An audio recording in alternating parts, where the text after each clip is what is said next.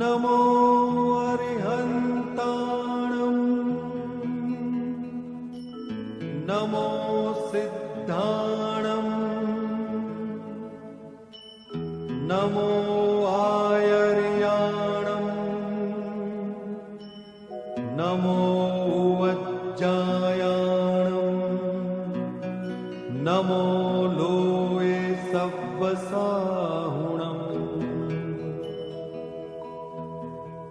एसो पंच नमुक्कारो सर्वपावपणासनो मंगलाणं च सव्वेसिं परमं हवै मंगलम्। संतं सुशान्तं सततं स्मरामि भावाब्धिपोतं शरणं व्रजामि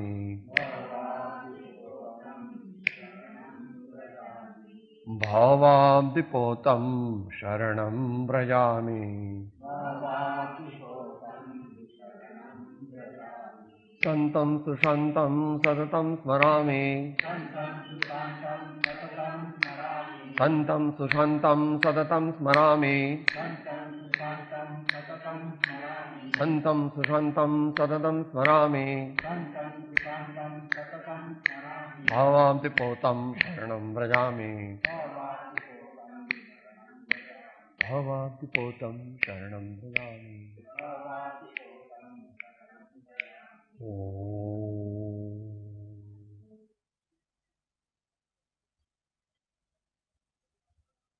ज्ञानतिमिरान्धानां ज्ञानाञ्जनशलाकया चक्षुः उन्मीलितं येन तस्मै श्री गुरवे नमः। प्रातर्गुरुवे नमः। परम्पराचार्य गुरुवे नमः। परम गुरवे नमः।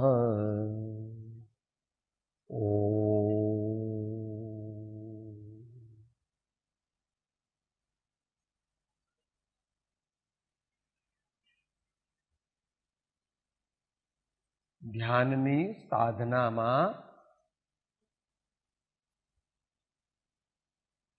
ખાસ ધ્યાનમાં રાખવા યોગ્ય મુદ્દાઓ, important points to remember and follow during the sadhana of meditation.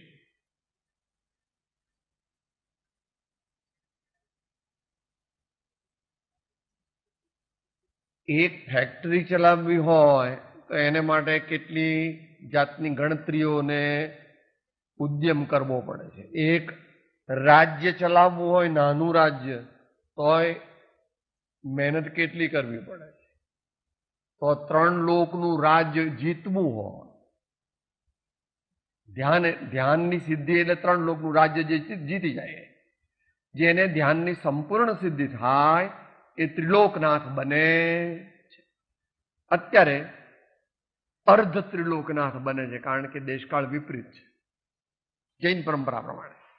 અત્યારે પૂર્ણ પરમાત્મા પદની પ્રાપ્તિ થઈ શકતી નથી, પણ એની તદ્દન નજીક જઈ શકાય.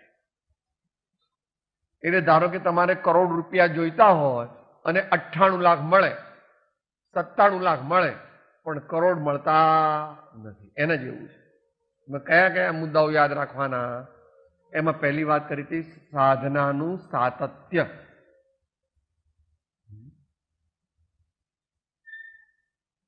એને માટે આપણે શ્રીમદ રાજચંદ્ર વચનામૃત પત્રાંક 229 થી સમજ્યા હતા કે સાધના તૂટી જાય છે વચ્ચે વચ્ચે એટલે હવાઈ જાય છે. આપણે ગુજરાતીમાં હવાઈ જાય છે, પછી એને શાંતા પછી બહુ વાર લાગે. એટલે બહુ જ મુશ્કેલીમાં આવી જવાય તો પણ અડધો કલાક ભાવપૂર્વક પરમાત્માનું સ્મરણ કરી લેવું. દીકરીના લગ્ન હોય કે માં ગુજરી ગઈ હોય, કે સાહેબ મારી બા ગુજરી ગઈ તો હું તો ગાંડા જેવો થઈ ગયો છું, તો કે એ ન હાલે. હા, તું મુમુક્ષુ છો, છે આયુ કર ક્ષયથી મરણ જીવનું એમ જીન દેવે કહ્યું, તું આયુ તો હરતો નથી તો મરણ કેમ તેનું કર્યું. આઘાત લાગે, રોવું આવે એ સમજી શકાય છે, પણ તું કહે છે સાહેબ હું તો ચક્કર ખસી જાય એનો અર્થ એમ કે તીવ્ર મોહાશક્તિ છે. જેને તીવ્ર મોહાશક્તિ હોય તેને ઉત્તમ મુમુક્ષુપણું પણ ન હોય. એ ઉત્તમ મુમુક્ષુ નથી. વ્યવહારમાં પણ આવું મોટા પુરુષો કરે છે, વ્યવહારિક જીવનમાં. સરદાર વલ્લભભાઈ પટેલને કોર્ટમાં કેસ ચાલતો હતો અને એ જમાનામાં તારની વ્યવસ્થા વધારે હતી, એટલે ટેલિગ્રામ આવ્યો કે તમારા પત્નીનું દેહાવસાન થયું છે. એટલે પેલું કોર્ટનો કેસ ચાલતો હતો એટલે પેલા ભાઈએ આપ્યું એટલે વાંચીને તરત ખિસ્સા મૂકીને પોતાનું કામ ચાલુ રાખ્યું.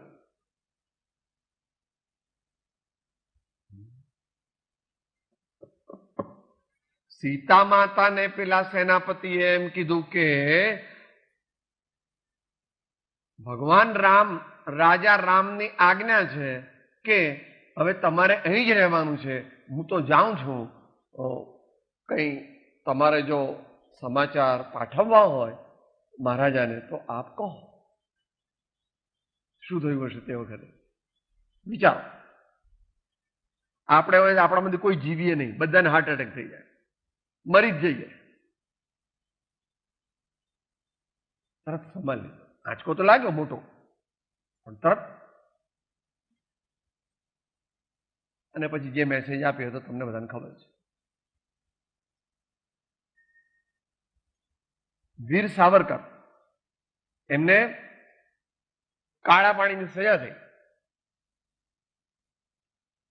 આમે મરી જવાનું જ હતું. એટલે કે આ લોકો મને રીબાવી મારી નાખે એના કરતા જાતે જે થાય તે ખરું કરીને સ્ટીમરમાંથી કૂદકો માર્યો. શેમાં? સાગરમાં, સમુદ્રમાં. બોલો,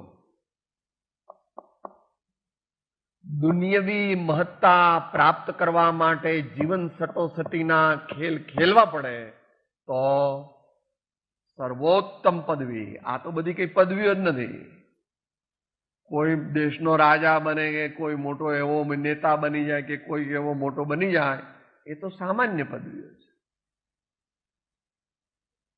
આપણે હજુ મોક્ષ એટલે ભગવાને પ્રાપ્ત કરેલા માર્ગને સમજ્યા નથી. અંતર બુદ્ધિવાળા તો બહુ છીએ, બધાને સમજાવી દઈએ છીએ, પણ અંદરમાં કોરા છીએ, કારણ કે આપણે અંદરમાં એની સાથે સંમત થતા નથી.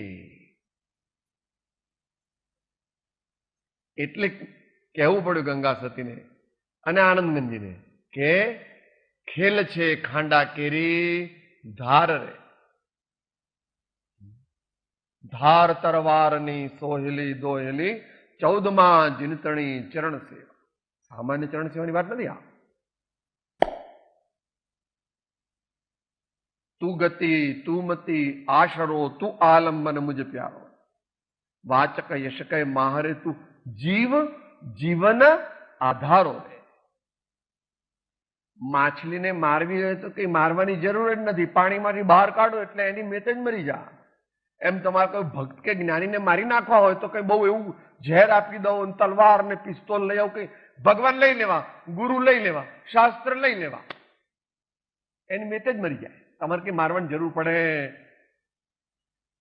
કોઈ પણ એવા જ્ઞાની ધર્માત્મા સંત મુમુક્ષુ ઉત્તમ કોટીના હોય એને મારવા માટે તમારે કઈ ઝેર આપવું કે એવું બધું કરવાની જરૂર નહીં. આ 3 વસ્તુ એની પાસે લઈ લો: ભગવાન, શ્રી સદગુરુદેવ અને સંતો અને એમની દિવ્ય અનુભવ વાણી. એટલે થોડા દિવસમાં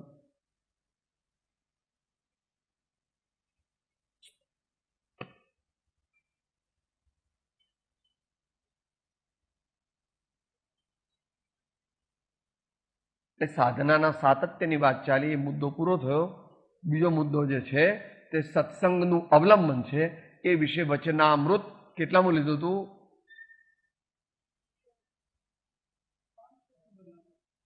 609માં કયો મુદ્દો? એ તો પછીથી સત્સંગનું અવલંબન કેવી રીતે લેવું, પણ પહેલા તો સત્સંગનું અવલંબન શા માટે લેવું?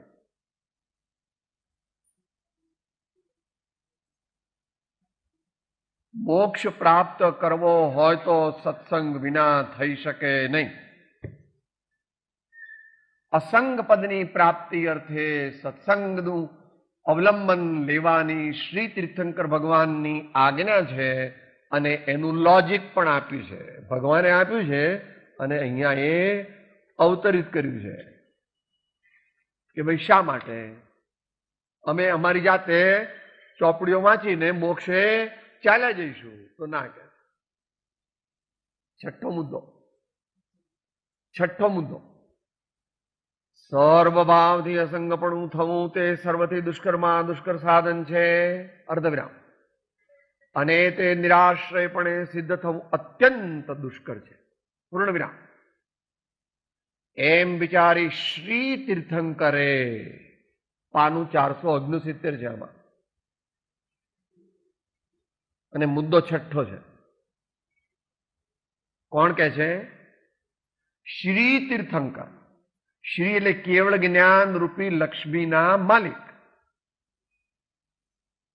તીર્થંકર એટલે જેમના સાનિધ્યથી અનેક જીવો આ આદિ વ્યાધિ ઉપાધિ અને આ 4 ગતિમાંથી સામે પાર એટલે 5મી ગતિમાં જતા રહે એવા તીર્થના કરનારા. એમ વિચારી શ્રી તીર્થંકરે સત્સંગને તેનો આધાર કહ્યો છે. કે જે સત્સંગના યોગે સહજ સ્વરૂપભૂત એવું અસંગપણું જીવને ઉત્પન્ન થાય.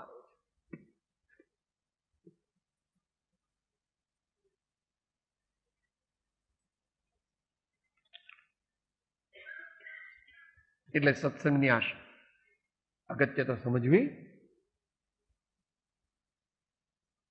આચાર્ય શ્રીમદ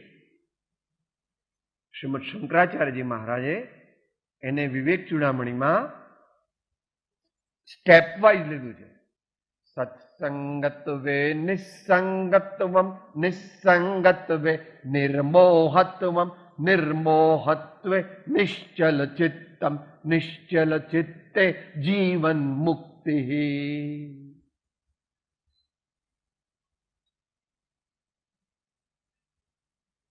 પણ કળિયુગનો પ્રભાવ છે એટલે તથાકથિત બુદ્ધિવાદના જમાનામાં બુદ્ધિ દ્વારા ચોપડી વાંચીને મોક્ષે જવાની ફેશન છે અને એ જ પોપ્યુલર છે અને એ જ પોપ્યુલર રહેવાની છે. કારણ કે કળિયુગનો પ્રભાવ ટળે કેવી રીતે? કે તમારા જેવામાં આ સંસ્કૃત પ્રાકૃત એવું બધું ના આવડે એટલે તમારે તો શાસ્ત્રો વાંચો પણ તમને સમજણ ન પડે, પણ અમને તો બધું આવડે છે એટલે શાસ્ત્રો વાંચીને અમે મોક્ષે જઈશું. સત્સંગ આદિની કે અમારે જરૂર નથી. તમારા સંત છે તે લો, સમયસારમાં કહ્યું છે એનાથી વધારે કહેવાના છે. કુમકુમ સ્વામીજી મોટા છે, લો આ તત્વસૂત્ર ઉમા સ્વામીજી મોટા છે તમારા સંત, તો શા માટે સત્સંગ કરવો? અમે સમયસાર બધું વાંચી લીધું, તત્વસૂત્ર વાંચી લીધું, એવી રીતે મોટા મોટા જ્ઞાનાર્ણવ વગેરે આત્માનું શાસન બધું વાંચી લીધું, એવી રીતે આચારાંગ સૂત્ર વાંચી લીધું, ઉત્તરાધ્યન સૂત્ર વાંચી લીધું, શ્રીમદ ભગવદ્ ગીતા વાંચી લીધી, ઉપનિષદ વાંચી લીધું, તો મોટા ઋષિ મુનિઓથી કે મોટા છે તમારા સંત? કે ભાઈ સાપેક્ષ એના અવલંબનથી ના નથી, પણ એનો નંબર બીજો છે, પહેલો નથી. ક્યાં કે છે કૃપાળદેવ? બીજો નંબર કીધો. આત્માની અસ્તિત્વના જે નિરૂપક શાસ્ત્ર પ્રત્યક્ષ સદગુરુ યોગ નહીં, ત્યાં આધાર સત્શાસ્ત્રનો નિષેધ હોય કોઈ દી? ન હોય. સત્શાસ્ત્ર તો ભગવાનની વાણી છે, પરમ પૂજ્ય છે, પરંતુ એને એકલાને જ માને અને એ જેનામાંથી નીકળી ક્યાંથી આવી? ભગવાનની વાણી, ભગવાનમાંથી આવી મૂળમાં. પણ પછી એની સુંદર પદ્ધતિ દિગંબર પરંપરામાં એ જે મંગળાચરણમાં બોલે છે એ આત્માને આહલાદ ઉપજાવે એવી છે. ભવ્ય જીવોના મનને આહલાદ ઉપજાવે એવી છે.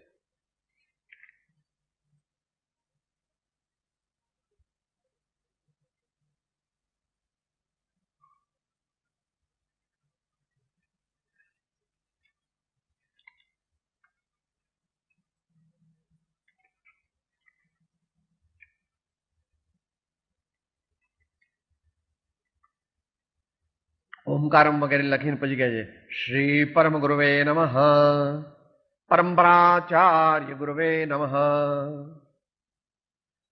સકલ કલુષ વિધ્વંસકમ શ્રેયસામ પરિવર્તકમ ધર્મ સંબંધકમ ભવ્ય જીવ મન પ્રતિબોધકારકમ પુણ્ય પ્રકાશકમ પાપ પ્રણાશકમ ઇદમ શાસ્ત્રમ શ્રી સમયસાર નામધેયમ. જે નામ હોય તે કેવું, અહીંયા સમયસાર છે એટલે. અસ્ય મૂળ ગ્રંથકર્તા શ્રી સર્વગ્ન દેવાહ, ઉત્તર ગ્રંથકર્તા શ્રી ગણધર દેવાહ, પ્રતિગણધર દેવાહ તેષામ ભજનાનુસાર આચાર્ય શ્રી. જે નામ હોય તે કુંદકુંદાચાર દેવૈ વિરચિતમ શ્રોતાર સાવધાનતયા શૃણવંતુ. વિચાર, શ્રદ્ધાથી પણ વિચારવું, સુયુક્તિથી પણ વિચારવું, એમ અનેક પ્રકારે વિચારવું. તો આત્માને રોમાંચ થાય. ભગવાન અને સદગુરુની વાણી વાંચે ને રોમ રોમ ઉલ્લસિત થઈ જાય.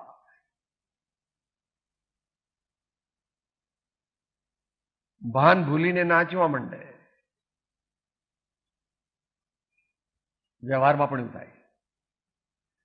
મેક્સ મુલરે જ્યારે કાળિદાસના રઘુવંશ અને શાકુંતલ વગેરે જ્યારે વાંચ્યા ત્યારે એને માથા પર મૂકીને પછી નાચવા માંડ્યો. આમાં વ્યવહારિક sacred works of the East એમ કરીને મોટું વોલ્યુમ લખ્યું. Sacred works of the East. પૌર્વાત્ય દેશોના મહાન સાહિત્ય રચનાઓ. જ્યારે આ તો વ્યવહારિક છે, તો ભગવાનની વાણી એટલે દરરોજ બોલીએ છીએ, અમસ્તા બોલી જઈએ છીએ, પણ આપણને હૃદયમાં જ ઘા વાગશે ત્યારે અહો રાજચંદ્ર બાળ ખ્યાલ નથી પામતા જીનેશ્વર તણી વાણી જાણી તેણે જાણી છે.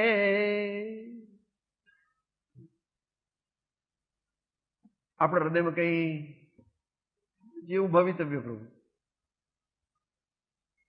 ખાખરાની ખિસકોલીને સાકરનો સ્વાદ ખબર ન પડે. આપણે બધા કેવા છીએ સમજી લેવાનું. તો સત્સંગનું મહાત્મ્ય મોટા ભાગે આ જમાનામાં સાધક ચારે બાજુ નીચે પાડનારા બળોથી જ ઘેરાયેલો છે. જ્યાં જાઓ ત્યાં વિચારો. છેલ્લા 1 મહિનાનો તમે એનાલિસિસ કરો. 1 મહિનાનું શું 3 દિવસનું કરો ને. અહીંયાની વાત નથી, થોડુંક અહીંયાની પણ વાત છે, પણ ઘેર હોય ત્યારે કોઈ પણ આવે, સાહેબ તબિયત કેમ છે, હા છોકરા બોકરા ધંધો કેમ ચાલે છે. પછી પેલા તમારા નવા મકાનની વાત ચાલતી હતી, એમાં પતી ગયું, મકાન લીધું નવું, કયા ડાક્ટરની દવા ચાલે છે, કયા ડાક્ટરની દવા ચાલે છે. હવે તમે દીકરાને પેલું એડમિશન મળવાનું હતું ઇલેક્ટ્રોનિક એન્જિન, મળી ગયું કે નહીં સાહેબ? પણ તમારી દીકરીની વાત ચાલતી હતી, એનું શું થયું? શુદ્ધ પરિચિત અનુભૂત સર્વને કામ ભોગ બંધન ની કથા પરથી જુદા એકત્વની છે પ્રાપ્તિ કેવળ સુલભના.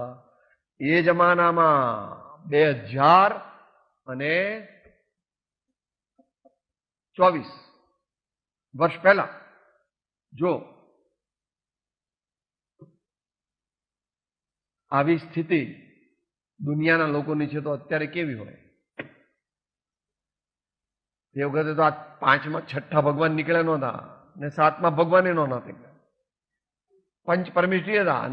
નમો લોહે સૌ બસાવણો. હવે નમો ટીવી ભગવાનમ ને નમો કોમ્પ્યુટર ભગવાનમ, 2 નવા આવ્યા ભગવાન. ઉપયોગી છે, એનો સદુપયોગ કરો, પણ એ કંઈ જેને જેનું મહાત્મ્ય હોય પહેલા 5ને કોઈ યાદ કરતું નથી, અને 6ઠા ભગવાન ટીવી અને 7મા ભગવાન કોમ્પ્યુટર અને એ 2ને મેડિએટ કરનાર ડોલર ભગવાન. એની અગત્ય છે પણ જેટલી છે એટલી છે. ભગવાને એવું કહ્યું છે, ધર્મ, અર્થ, કામ અને મોક્ષ. એને કેટલા ટકા આપ્યા? 25%. એના કેટલા ટકા આપ્યા? 25%. અને કામ એના 25% આપ્યા, તો 50%. પણ આપણે તો 100% એના જ કહીએ. અમસ્તા મંદિર જઈ આવીએ, પણ એ તો બાને જૂઠું ન બોલવું સારું. એટલે બા પૂછે, જઈ આવ્યો મંદિર? જઈ આવ્યો? હા પૂછે, મમ્મી પૂછે એટલે જઈ આવો. હા તો કહેવું પડે એટલે જઈ આવે છે મંદિર, પણ કઈ એને જવું નથી મંદિર. આપણી વાત ચાલે છે.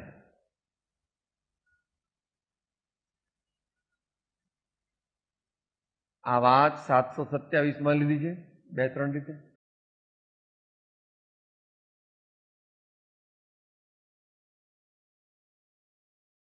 પહેલું,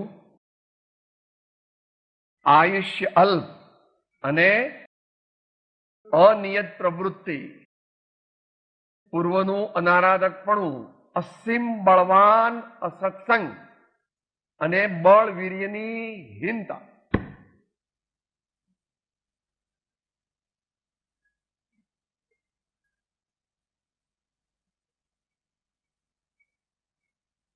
બે વિશેષણ મૂક્યા છે, એનો વિચાર કરો. અસીમ, બળવાન, અસત્સંગ.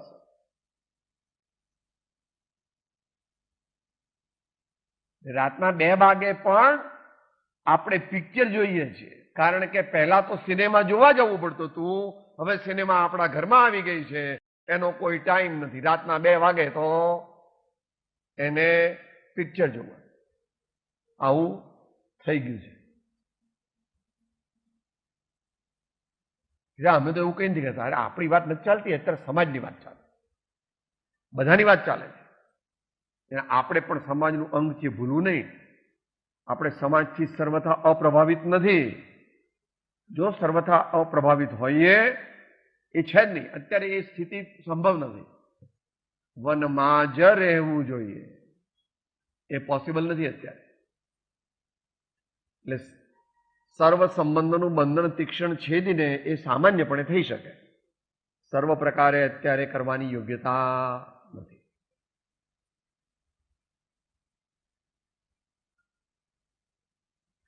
બધો સંગ પ્રસંગ પ્રાય અસત્સંગ જેવો છે.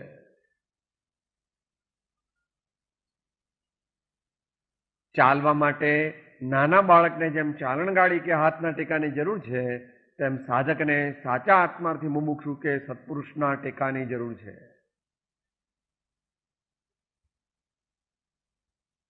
બાર મહિનાનો, 13 મહિનાનો, 14 મહિનાનો બાબો કે બેબી હોય તો એને હાથ પકડીને થોડું ચલાવતા શીખવાડવું પડે છે. અથવા બીજી ચાલણગાડી લાવી આપો કે સોફા સેટ પકડીને ચાલે. એમ આપણે બધા પણ 12-13 મહિનાના બાબા છીએ. કહેવાય હો અત્યારે સામાન્યપણે. અમારા વર્ણીજી કહેતા હતા કે હજુ જન્મ જ નથી થયો. અમારા વર્ણીજી મહારાજ એવું કહેતા હતા કે જન્મ જ નથી થયો હજુ. પરમાત્માને સાથે પ્રીતિ નથી, સત્સંગની ખેવના નથી, અને આત્માનું કલ્યાણ કરવાની જેની ઈચ્છા નથી, એનો હજુ જન્મ થયો નથી.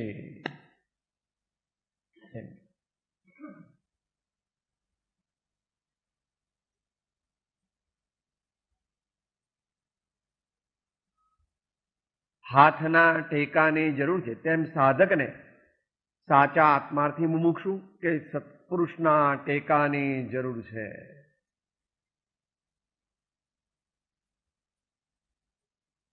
અંતિમ સંદેશમાં બીજો દોહરો, એમાં ભગવાનના અવલંબનની વાત કરી છે.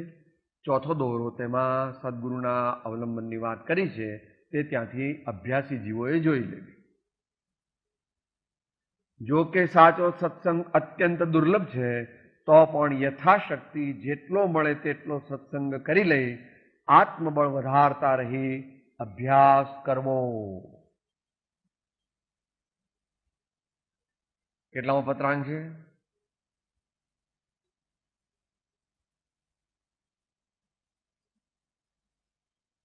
856.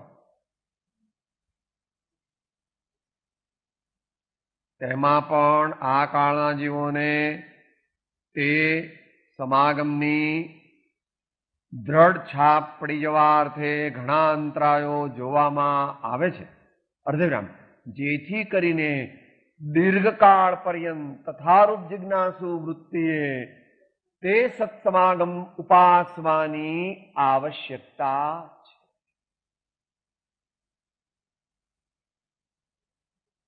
આપણે ઠોઠ નિશાળિયા થઈ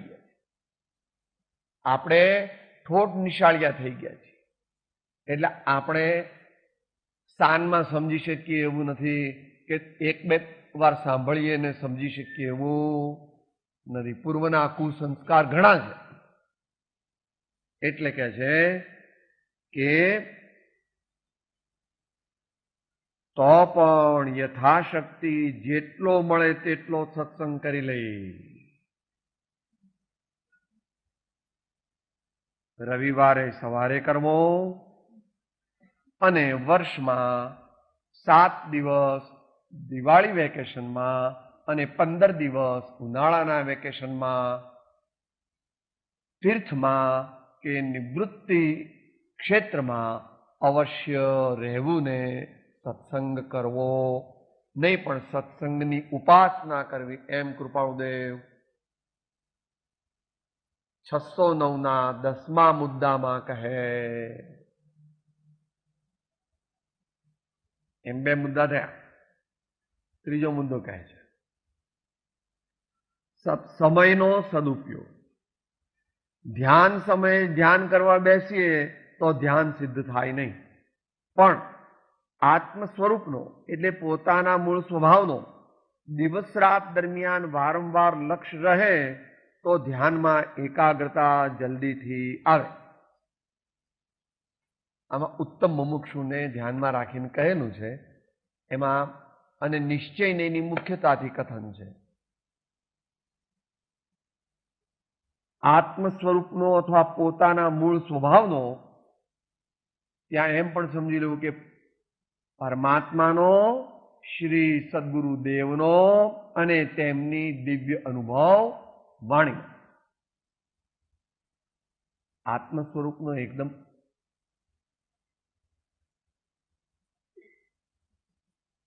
લક્ષ્ય કરી શકાતો નથી. પરમાત્મા યાદ આવે પછી જ આત્મા યાદ આવે. સદગુરુ યાદ આવે પછી જ આત્મા યાદ આવી શકે. સીધો આત્મા તો માત્ર બુદ્ધિમાં યાદ કરે પણ એનો ભાવ ભાસે નહીં. થોડું જેમણે પ્રયોગ કર્યો હોય એમને ખ્યાલ આવે.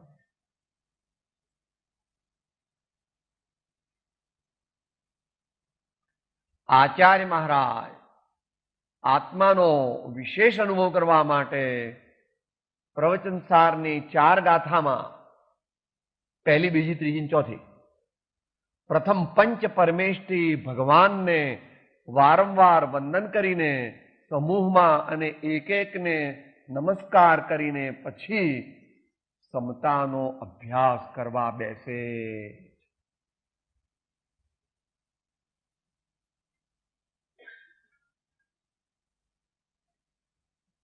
અમિત ગતિ આચાર્ય સામાયિક કરતા પહેલા 4 ભાવનાઓ ભાવે છે અને તુજ ચરણ કમળનો દીવડો રૂડો હૃદયમાં રાખજો, એમ કે છે. અને માનતુંગાચાર્ય આલંબનમ ભવજલે પતતામ જનાનામ, આલંબનમ ભવજલે પતતામ જનાનામ. આપણે બધા આપણી વાત છે.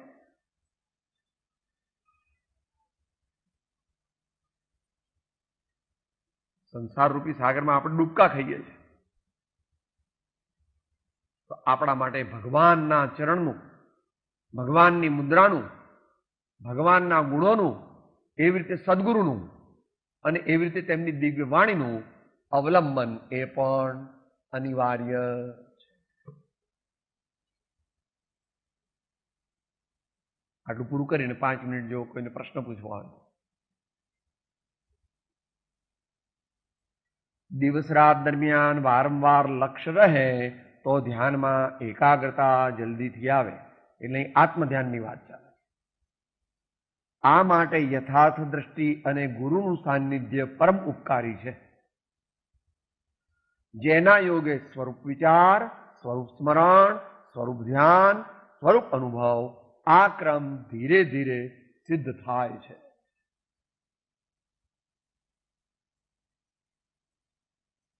આવો અભ્યાસ સિદ્ધ થવા માટે નીચેના પ્રયોગો ખૂબ જ ઉપકારી છે.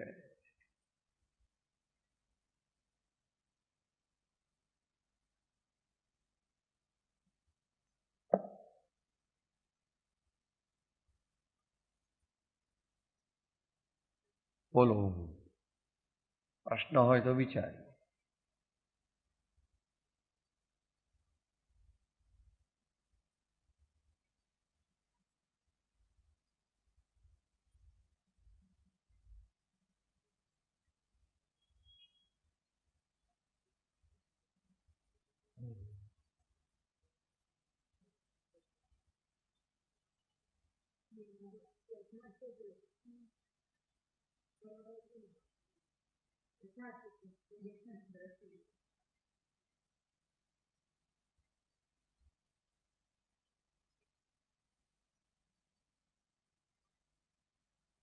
મોટો જવાબ છે એનો. મુખ્ય મુખ્ય મુદ્દાઓનો વિચાર કરી શકાય. સાચી દ્રષ્ટિ આ જીવમાં પ્રગટ કેમ થતી નથી?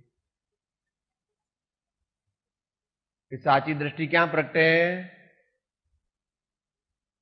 ક્યાં પ્રગટે? આત્મામાં પ્રગટે. આત્મા દ્રષ્ટિ જેટલો નથી. આત્મા દ્રષ્ટિ જેટલો નથી. આત્માનું સ્વરૂપ જાણવું જોઈએ. આત્મા દ્રષ્ટિ જેટલો નથી. દ્રષ્ટિ એટલે શ્રદ્ધા. શ્રદ્ધા જેવા અનેક ગુણો છે. જ્ઞાન, શ્રદ્ધા, આચરણ, તપ, પ્રભુતા, શક્તિ એટલે વીર્ય, એવા અનેક ગુણોનો આત્મા બનેલો છે. એટલે એકલી દ્રષ્ટિને સુધારવા માંગે તો કદાપી બની શકે નહીં. તો દ્રષ્ટિની સાથે બીજા ગુણોને પણ સુધારવાનો પ્રયત્ન કરવો જોઈએ. કમસે કમ 3 તો કરવા જ જોઈએ. એમ મહાવીર સ્વામી કહે છે. કૃપાળુદેવ એનાથી બહુ આગળ જઈને કહે છે, સર્વગુણાંશ તે સમ્યક. એ કર્ણાન યોગની અપેક્ષા કરે. સર્વગુણાંશ તે સમ્યક. સમ્યક એટલે યથાર્થ દ્રષ્ટિ, નિશ્ચય નહીં. નિશ્ચય નહીં. આ નિશ્ચય નહીં કથન. સર્વગુણાંશ તે સમ્યક એટલે કયા સમ્યકની વાત છે? નિશ્ચય સમ્યકની વાત. તો સાચી દ્રષ્ટિ કરવી હોય તો સાચું જ્ઞાન પણ કરવું જોઈએ અને સાચું આચરણ પણ અંશે લાવવું જોઈએ. સાચું જ્ઞાન પ્રાપ્ત કરવા માટે શ્રી સદગુરુદેવનો સમાગમ દાસત્વ ભાવથી કરવો જોઈએ. પત્રાંક 194.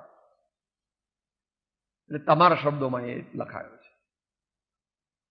તમે દ્રષ્ટિની વાત કરી ને, તમે દ્રષ્ટિની વાત કરી, ત્યાં શબ્દ વાપર્યો છે પ્રતીતિ, બંનેનો અર્થ એક છે. ભાવ અપ્રતિબદ્ધતાથી નિરંતર વિચરે છે એવા જ્ઞાની પુરુષના ચરણારવિંદ તે પ્રત્યે અચળ પ્રેમ થયા વિના અને સમ્યક પ્રતીતિ આવ્યા વિના સત સ્વરૂપની પ્રાપ્તિ થતી નથી. અને આવેથી અવશ્ય તે મુમુક્ષુ જેના ચરણારવિંદ તેણે સેવ્યા છે તેની દશાને પામે છે.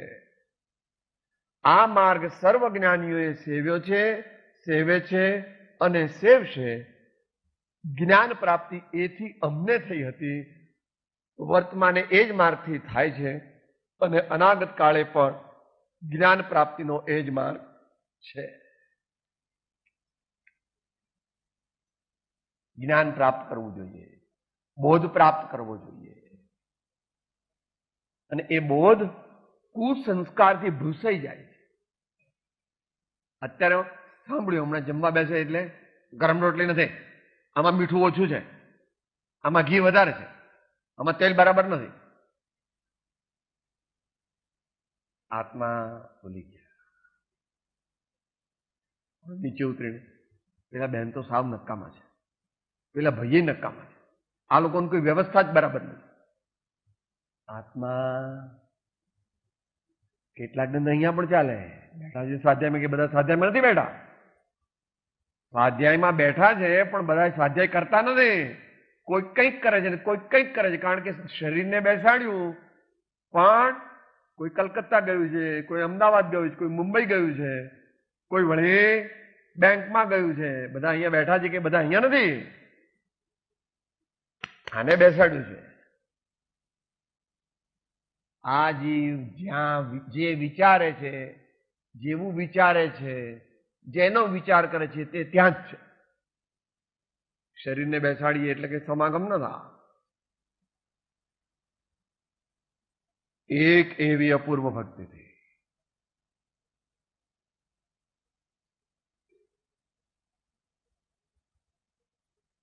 એટલે જ્ઞાન અને બોધ પ્રાપ્ત કરવા માટે સત્પુરુષનો સમાગમ, નિયમિતપણે તેમનો બોધ અને તેમનું સાનિધ્ય અને શરણાગતિ પ્રાપ્ત કરવા જોઈએ એમ મહાપુરુષો કહે છે. એને માટે અલગ કથન પણ કર્યું.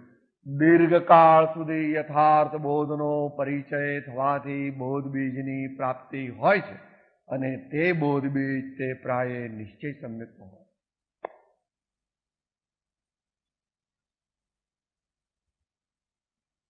એક અપેક્ષા એ વાત ચાલે. ગમે તેવા તીર્થંકર ભગવાનનો બોધ સાંભળે ને ઘણો વખત સાંભળે તો પણ એને અસર ન થાય. કેમ? સત્પાત્રતા નથી. માટે સત્પાત્રતા લાવવા માટે સાથે બોલીએ. કષાયને ઉપશાંતતા માત્ર મોક્ષ અભિલાષ ભવે ખેદ પ્રાણી દયા ત્યાં આત્માર્થ નિવાસ. દયા શાંતિ સમતા ક્ષમા સત્ય ત્યાગ વૈરાગ્ય હોય મોક્ષ ઘટ વિશે તેહ સદાય સુજા. વિશાળ બુદ્ધિ, મધ્યસ્થતા, સરળતા અને જીતેન્દ્રિયપણું, આટલા ગુણ જેનામાં હોય તે તત્વ પામવાનું ઉત્તમ પાત્ર.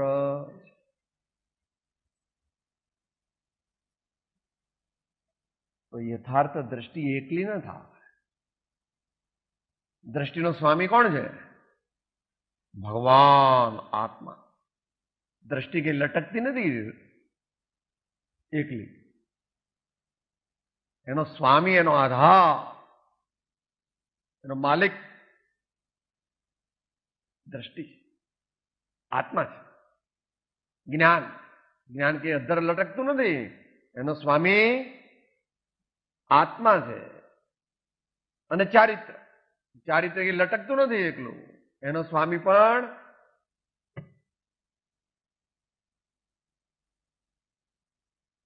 આપણે સદગુણો આપણા જીવનમાં જો ન પ્રગટાવીએ તો હજારો શાસ્ત્રો વાંચીએ, જાણીએ, બોધીએ ને હજારો લાખો લોકોની સભામાં તાળીઓ પડે તો પણ આપણા આત્માનું કઈ કલ્યાણ થાય.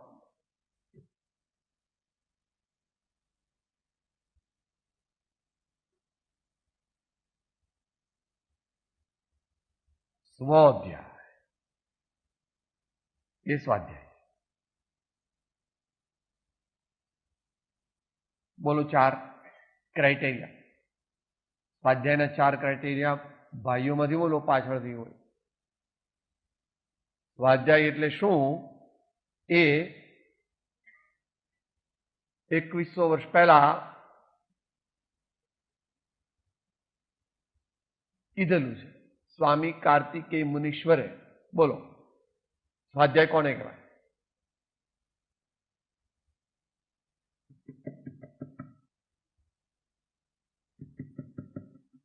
ભાઈઓ ઓછું પોન્ડરિંગ ઓછું કરે છે.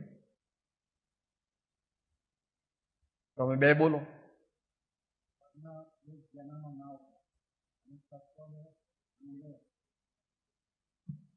જેમાં પરની નિંદા હોય નહીં,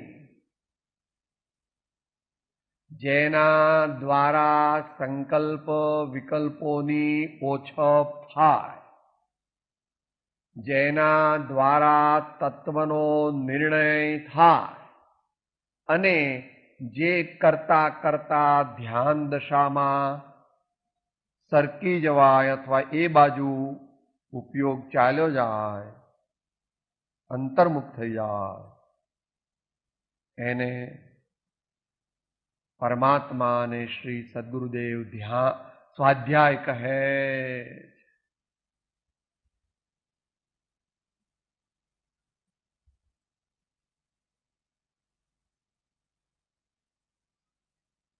આપણે આવું કરીએ તો યથાર્થ દ્રષ્ટિ પ્રગટે, તે ક્રમે ક્રમે પ્રગટે.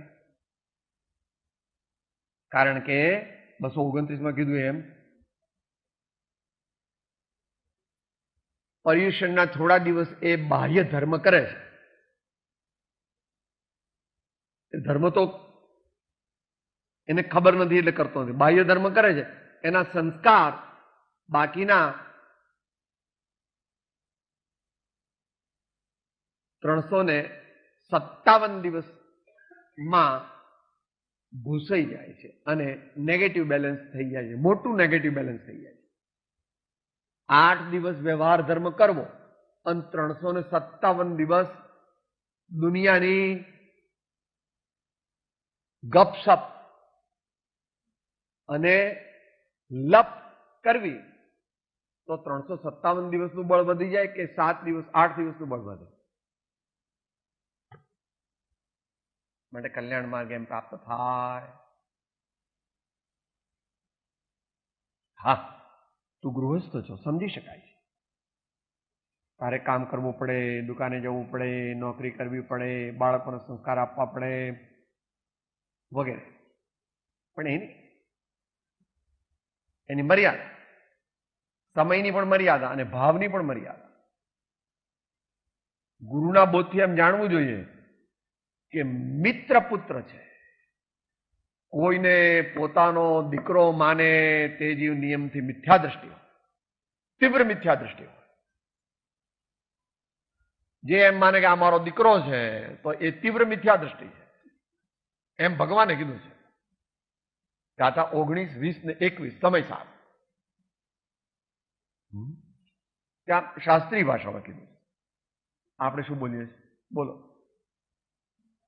નામારાતન રૂપ કાંતે યુવતી ના પુત્ર કે ભ્રાતના નામારા ભૃત સ્નેહિયો સ્વજન કે ના ગોત્ર કે જ્ઞાતના નામારા ધન ધામયૌ વનધરા એ મોહ જ્ઞાત્વના રે રે જીવ વિચાર એ મજ સદા અન્યત વદા ભાવના.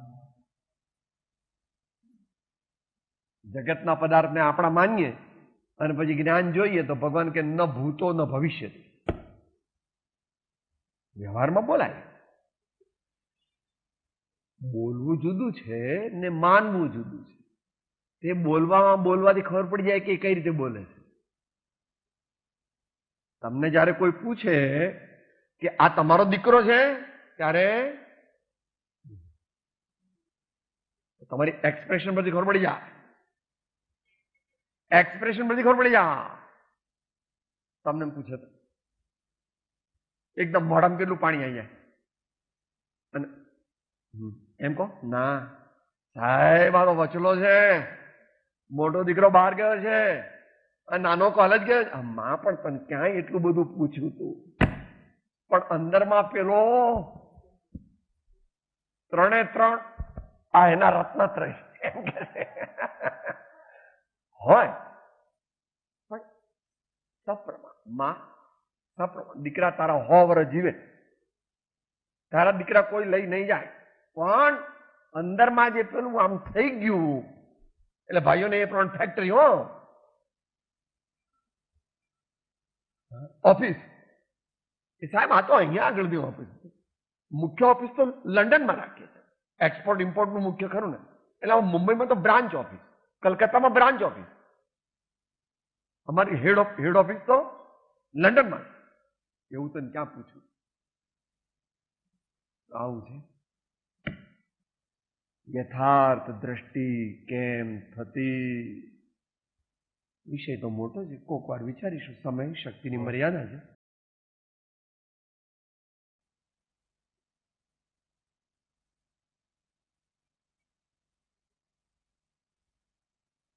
ઉપાય બતાવે છે સાચી દ્રષ્ટિ કરવા માટે. આનંદગંજી મહારાજ પહેલા તો એને ધન્યવાદ આપે છે. અહો તું મહાપુરુષ, તને એવો વિચાર આવ્યો કે મારે પરમ આનંદની પ્રાપ્તિ કરવી. હવે કરવું શું એ લાંબુ છે, પણ 2 જ કડી બોલું છું, 4th અને 5th. શાંતિનાથ ભગવાનનું સ્તવન, કડી 4th, કડી 5th અંત મંગળ છે. આગમધર ગુરુ સમકેત કિરિયા સંવર સાર રે સંપ્રદાયી અવંચક સદા શુચિ અનુભવ આધાર રે શાંતિ જીન એક મુજ વિનતી શુદ્ધ આલંબન આદર તજ અવર જંજાળ રે તામસી વૃત્તિ સવી પરિહરી ભજે સાત્વિકી શાલ રે શાંતિ વિનતી શાંતિ જીન એક મુજ વિન. ગુરુ પરમ કૃપાળો લોકના સબ સંતન કી આનંદ. હું આત્મા છું, આપનો સેવક છું, સૌનો મિત્ર છું. હું આત્મા છું, આપનો સેવક છું, સૌનો મિત્ર છું. હું આત્મા છું, આપનો સેવક છું, સૌનો મિત્ર છું.